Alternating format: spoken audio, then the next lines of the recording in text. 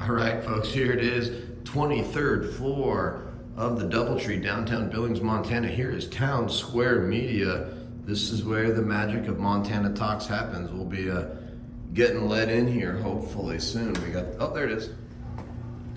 All right, just came through the front door. Come around this angle. We gotta walk past the breakfast flake. There's the break room to my left. There's the server room.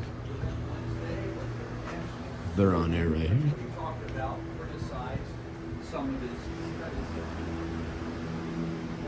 There's Montana Talks, baby. Let's go. Let's go.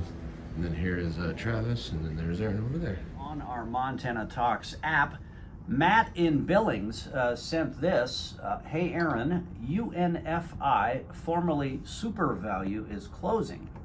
Bidenomics, around 50 hardworking people out of work. That came from Matt in Billings. Evan and Belt, David, this is a great message here. Evan and Belt, he's an Air Force veteran. Oh, you're taping this. Is this for your YouTube page here? Yeah, I did.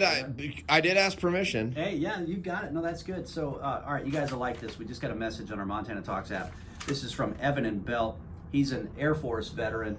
He's talking about Tim Walz, Mr. Stolen Valor, Tim Walz. He says, yeah, Tim Walz, UPOS. There were 6 of us in my high school graduation class. 3 of us went into the armed forces, and none of us stole valor. That's, of course, in reference to, David, as we talked about in the 6 o'clock hour, where Tim Walz was attacking J.D. Vance, President Trump's running mate, for basically coming up out of poverty and then making it into Yale Law School. And he was attacking him for going to Yale. And bizarre. It's just crazy. Weird. Yeah, and Tim Walz lied about serving in combat, lied about serving in places like Iraq, whereas J.D. Vance actually deployed with his men to Iraq. And Walz just lies about it. Yeah, first of all, one of the things I really, really respect about Tim Sheehy is he never brags about his incredible accomplishments and feats while he was serving as United States Navy. He's never bragged about it once. He is incredibly humble about it. He has never, I mean, if I would, you think of a normal person, if they've got a Bronze Star for Valor for what he did, and you're running for U.S. Senate, and you're running against John Tester, I would think that somebody would be telling that story every time they give a speech, because it says so much about his courage, his integrity, the ability for him to overcome his own bodily desires, to put his own life in danger to try to save his fellow soldier. But he never does that because he's too good of a man. And so and of course the media will not report what Tim Sheehy did for that. And so I've taken it upon myself. I know you've read it on the air. I printed off a bunch of the citations in color, and I've been handing them out. I've been asking people, hey, can I have 2 minutes? I want to read this to you.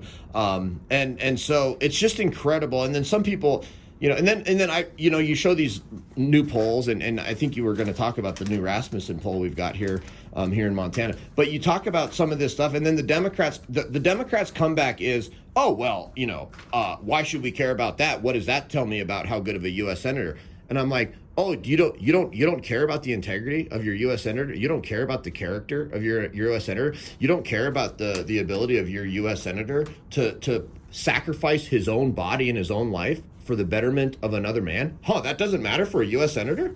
Here it is right here. Here is the Bronze Star Medal with Combat V awarded to Lieutenant Timothy P. Sheehy, United States Navy.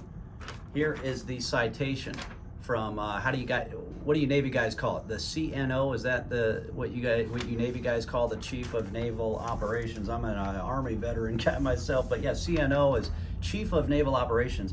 Read this citation. David's done it. He's got his on his lecture fan,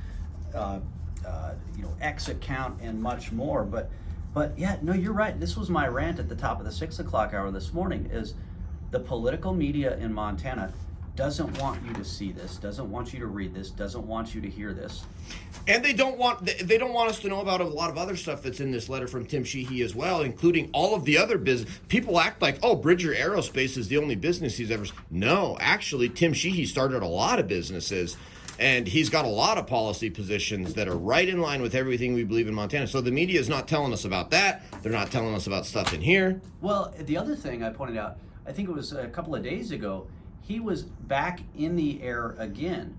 He's still fighting to defend this country. You know, he fought to defend this country as a Navy SEAL. He's still defending this country as an aerial firefighter.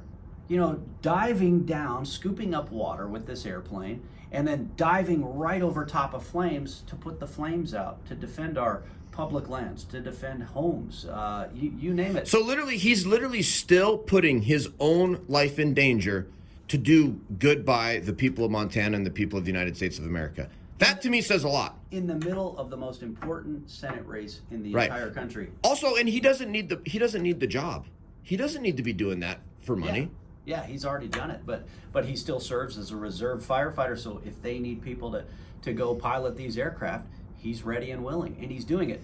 And David, can you imagine if he was a Democrat candidate? Oh my goodness. They would be slobbering over this. They would have, you know, the Today Show would have a helicopter with multiple film crews, you know, showing his airplane. Somebody would be sitting in jump seat as he's flying over the flames, right? And then they would show his beautiful kids and everything. Right. The political media in Montana, and even the national political media, they do not want you to see him fighting the fires, dive bombing over these flames. They don't want you to see that, because that shows you how in the back pocket they are for the Democrats in this fake, phony, flip-flop, flat-top John Tester. And that's why Tim Sheehy is running a grassroots campaign. And that's why I am helping him with his grassroots campaign by literally going to my neighbors, to my family, to my coworkers at the office. And Tim Sheehy mentions in this letter that I made a YouTube video about this letter from Tim Sheehy, if folks want to check it out on Lecture Fan on YouTube. But he mentions in here, John Tester and Chuck Schumer have already spent $60 million in attack ads against Sheehy, and they're going to spend another $60 million against him. That's $120 million in attack ads against Tim Sheehy. And what we're going to, and Tim Sheehy, we don't have that kind of money on the left because we don't have the George Soroses that are funding it. And so what we have to do, we have to run a grassroots campaign, and we're running one. And what's crazy, what was it, Rasmussen reports? Was that the poll that just came out? That's the new poll, yeah. Shows Tim Sheehy up 7 points. So apparently Montanans aren't falling for their BS, are they? Yes, it's the Montana Talks. Montana Talks with Aaron Flint. David, did we even talk about this story on air yet? Did we talk about how RFK Jr., they're saying that he may end up dropping out of the presidential. Well, that seems a foregone conclusion that he's going to drop out of the presidential race. But it's sounding like he may possibly team up with President Trump here. He certainly should. Who knows, though? We'll see, right? Well, I mean, I'm not a big RFK Jr. fan because of his policy positions. I mean, he's a big global warming nut, a big man-made global warming nut. Has a lot of other sort of leftist sort of I mean, he's a Democrat. He's a leftist. You know, people far left on a lot of issues. At least he stood up to the COVID vax nonsense, right? Yeah. Right. So I would love for him to drop out and endorse Trump, but I also don't think that he's taking votes from Trump. I think he's taking, you know, and RFK Jr.'s running mate was saying that they're taking votes from Trump. I'm like, no, you're not. You're a Democrat. He ran as a Democrat. Why would he take vote? No, I think a lot of Democrats would vote for him because they don't like Kamala because she's so bad. So crazy, so wacko. Yeah. Well, let's go into the phone lines here. We've got Tim in Billings. Tim, what's your thoughts about RFK, etc.? Morning, gentlemen. I kind of knew I'd get David a little stirred up on this, because I know he's not a fan of RFK and his policies. Not necessarily either. I think there's about two issues that he and I would see eye to eye on. However, the idea I'm seeing floated around out there is that Trump takes RFK, once he gets nominated, takes RFK and puts him in charge of the CIA. And then let's see what happens with those JFK files. Let's see what happens with those clandestine.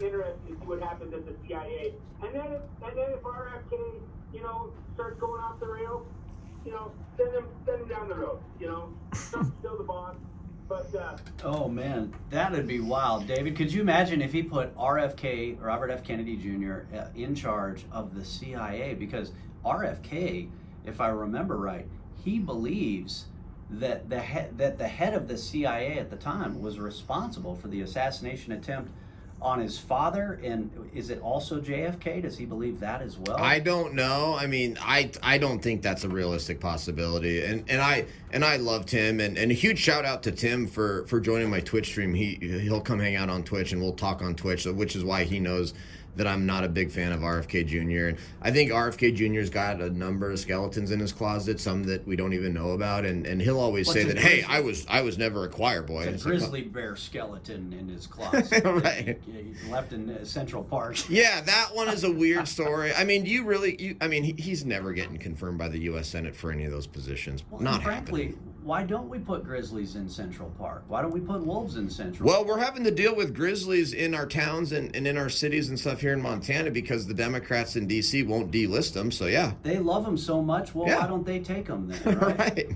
Right. By the way, the DNC, did you notice how the Montana Democrats, they got trapped behind the wall? Yes. They couldn't make it into their own convention because of their own crazy, deranged pro-Hamas protesters. Yes. I joked that it was like Jurassic Park. They got stuck behind the fence, behind the wall with the very monsters they've created. Get us out of here. Right. Get us out of here. Demanding a ceasefire from Israel before Hamas has been killed and before we get the hostages back. That's a despicable policy position that they have. Yeah. By the way, you mentioned your Twitch TV, at Lecture Fan on Twitch TV.